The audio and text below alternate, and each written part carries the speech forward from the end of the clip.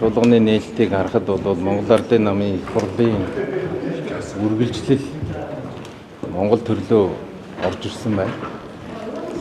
Монгол Ардын намын даргын илтгэлийг одоо бид нар сонслоо.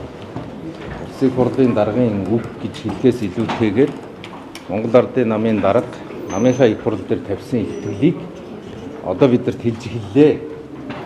Тэгэхээр бол Монгол Улсын их хурл бол энэ Монгол Ардын намын хуулийн хилцс шиг байхаа цаашид болох хэрэгтэй.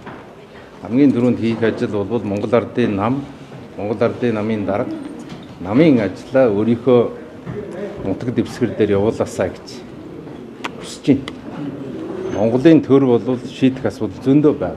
Хүмүүсийн амьдрал хэцүү байна. Хамгийн чухал зүйл бол томоохон бүтээн байгуулалтуудаа хэрхэн шийдэх вэ? Мөнгө санхүүгийн асуудлаа хэрхэн зохицуулах вэ гэдэг. Уг нь бол бид Монгол төрийнхөө үйл хэрэг зүтгэмээр байна. Харамсалтай нь өнөөдрийн их хурлын нээлтийг харахад бол Монгол Ардын намын баг хурал дээр сууж байгаа юм шиг ийм мэдрэмжийг бол авж байна. Үнэхээр Монгол Ардын нам өнөөдөр 3 толгойтой болсон байна. Гожтой. Монгол Улсын их хурлын дарга чөлөөлөв. Энэ бол Монгол Ардын намын одоо шин хөтөлбөр юм байна гэж бид бол хүлээж авч байна. Гэтэл ерөнхий сайд бол цэгцлэе гэж. Цэгцлэх юм уу, чөлөөлөх юм. Гэтэл Монгол Улсын ерөнхийлөгч бол хариуцлага ярьж байгаа. Аль нь юм бэ? Хуучин намын дарга нь гарч ирж хариуцлага ярьдаг. Дунд нь байгаа засгийн тэргүүн нь цэгцлэе гэдэг. Шин намын дарга бол чөлөөлөе гэдэг. Тэгээ одоо эн чинь нөгөө 3 толгойтой ийм амтэн болчихлоо шүү дээ. Тийм учраас бол бид үнэхээр хариуцлагатай байх хэрэгтэй. Үндсэн хуулийн үзэл санаа бол өөрөө парламентын засаг. Парламентын засаглалын гол тулгуур бол засгийн газарт баталж өгсөн мөрийн хөтөлбөрийг хэрэгжүүлэхэд ийм л зүйл. За их хурлын гишүүний ёс суртахуунтай холбоотой асуудал дээр бол үндсэн хуулийн цэцгийг энэ татаж оролцуулж ерөөсөө болохгүй. Хоёр үндсэн шалтгаан байна. Нэгдүгээр их хурлын гишүүн гэдэг бол нэг талаасаа тангараг өргөсөн гишүүд байна. Нөгөө талдаа бол хөв хүмүүс байна. Үндсэн хуулийн цэц бол үндсэн хуулийн манаач. Үндсэн хуулийн цэц бол үндсэн хуулийн манаач. Үндсэн хууль бол Монгол улсын тусгаар тогтнол.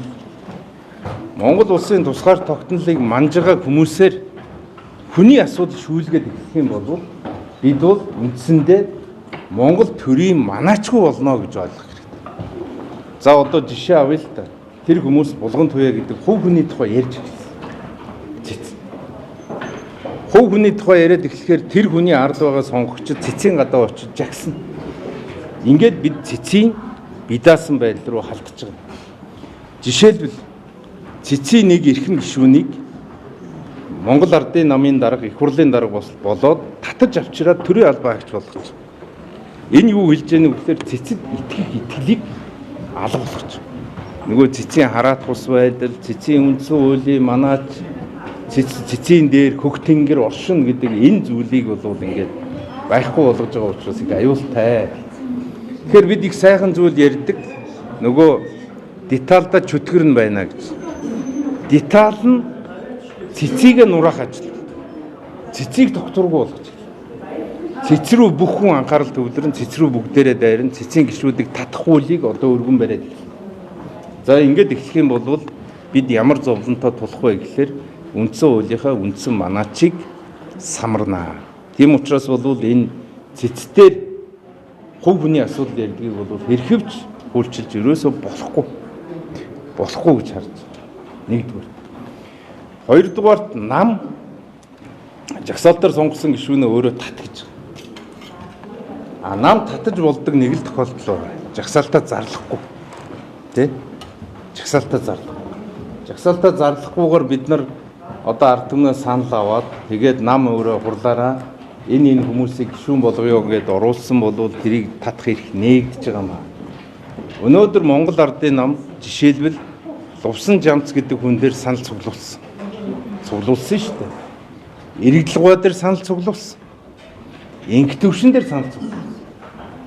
Санал цуглуулж ард түмний саналыг авчаад одоо нөгөө хүнээ татъя гэдэг бол үндсэн хуулийн зөрчил.